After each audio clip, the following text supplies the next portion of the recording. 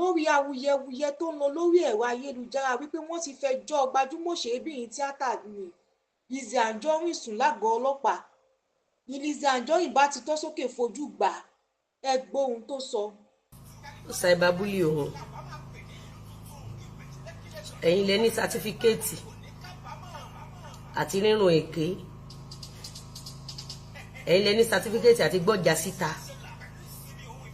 àbí cyberbully àwọ̀ yìí ẹ̀yin lẹ rẹ́ni tó jalè nínú Ìdúmọ̀tà ẹ̀yin lẹ rẹ́ni tó wá gíw nínú Ìdúmọ̀tà tó jalè nínú Ìdúmọ̀tà àbẹ́yìn kọ́ lẹ rólé Ìdúmọ̀tà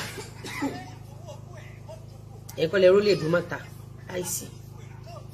so ẹni tó rí olè Ìdúmọ̀tà so akọgun nígbà tí àwọn olórí burúkú tó máa ṣòfò ọmọ tó dárúkọ nígbà tó bá wá lọ sí cyber crime àbí wọn wá ní pé akọgun ò wá ní mú wọn dé ibi tó ti rí vision akọgun ò ní mú wọn dọ́dọ̀ Jésù tó ti rí vision Guilty Julius ó máa fọwọ́ gbé ọmọ ẹ̀sìn ni àárọ̀ kùtùkùtù ọba ìgbòláwà yìí Guilty Julius àti wọ́ àtàwọn tó gbé sórí fún ẹ àtẹnitẹ́ ń dárúkọ gbogbo mi lọ station gbogbo ilẹ̀ máa ṣòfò ọmọ gbogbo ilẹ̀ máa ṣorí burúkú gbogbo iná máa gbókù yín lọ fáwọn òbí yín nílé àdàbí ẹ̀yin olórí burúkú olè ṣe ẹ ti mọ̀ pé ọ̀pọ̀lọpọ̀ àwọn èèyàn mọ̀ nípa òfin so olórí burúkú tó máa ṣòfò ọmọ tó máa ṣòfò ẹ̀mí tó máa ṣẹ̀sìnkú tó máa fọwọ́ járí wọgbó tẹ́ ẹ dárúkọ yẹn nísìn tó bá ti wá lọ sí cyber crime ọlọ́pàá máa wá gbé victim wọ́n wá boycott akọgun wọn ò ní investigate akọgun àbí wọn ò ní investigate akọgun ibi tó ti rí ìran àwọn tó fi ìran hàn gbogbo crimes tí akọgun commit yẹn mú ìwà akọgun gbogbo crimes tó commit tó fi lọ ń polówó fíìmù ikú fíìmù ìbànújẹ́ fíìmù ẹ̀sìn tó jẹ́ wípé látijọ́ tí akọgun ti ń ṣe ìkà yìí tẹ́ ẹ rí bọ̀ tẹ́ kàn decide pé ibi ìrọ̀lẹ́ fẹ́ dúró sí tẹ́ ẹ máa ṣòfò ọmọ cyber crime àwa overlook mú ìwá tó gbé ọ̀já jáde lọ́ndì first cyber crime a overlook gbogbo àwọn tọ́jọ́ ń ṣe show tó ń gbé ìlẹ̀kẹ̀ fásità cyber crime máa overlook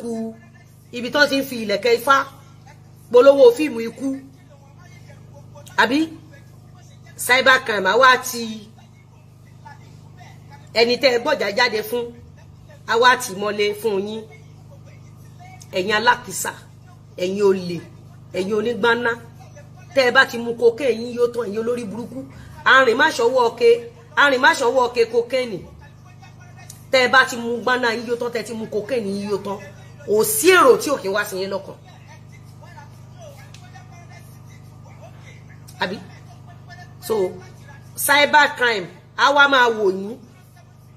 cyber crime ò ní ní pé gbogbo yín tẹ́ wà lórí TikTok yẹn wọn ò ní ní kán lọ ṣàyín wá ẹgbọ́n ẹ bá mi unblock ọ̀pẹ bí alẹ́ ẹgbọ́n ọjọ́ wo la block ẹ̀mí bẹ́ẹ̀. ẹ ti mọ̀ páwọn olórí burúkú tó ń tẹ̀lé yín wọ́n ti ṣòfò ẹ̀mí bíi titi yín so cyber crime á wá gbé victim àbí bẹ́ẹ̀ kọ́ except money is involved anybody bá cyber crime ẹ̀ ní ṣó ń court except money or gift is involved that establish criminal act.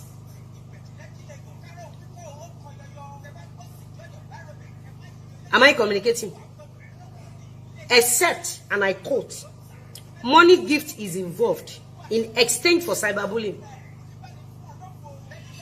Except there is an information that they want to investigate.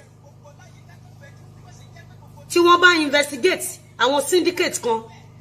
wọ́n lè decide láti mú kan nínú wọn. Kan fi rúgbó fi mú bí ẹ ṣe ń work. Kódà wọ́n lè fẹ́ nìyẹn lẹ̀ for moment pé kó máa lọ in order láti lè fi mọ àwọn tó jọ ń ṣiṣẹ́. Ẹ̀yin olórí burúkú ọmọ ọ̀bànújẹ́, ẹ̀yin olòṣì, ẹ̀yin ẹni òfò. ṣé mọ nǹkan táwọn pípù yìí máa ń ṣe ṣá ẹ jẹ́ kí n play ẹ̀kan. gist yẹn ẹ jẹ́ ń fún yín lálẹ́ ẹ jẹ́ ń fún yín ní full gist earlier this week ní rògbòdìyàn yẹn ti bẹ̀rẹ̀ oríṣiríṣi accusation lọ́tún ara àwọn accusation tí ó jáde tó lè jẹ́ kí actress Tóyìn Abraham take step yìí ìyẹn tí wọ́n bá take ẹ̀ number one wọ́n sọ wípé ọmọ wọn eré wọ́n pe ọmọ yẹn ní ọmọ àlè wọ́n ní kí a. àwọn ibi tẹ́yìn ti ń polówó ọjà kí lẹ̀ ń pa àwọn ọmọ ọlọ́mọ ń bẹ̀.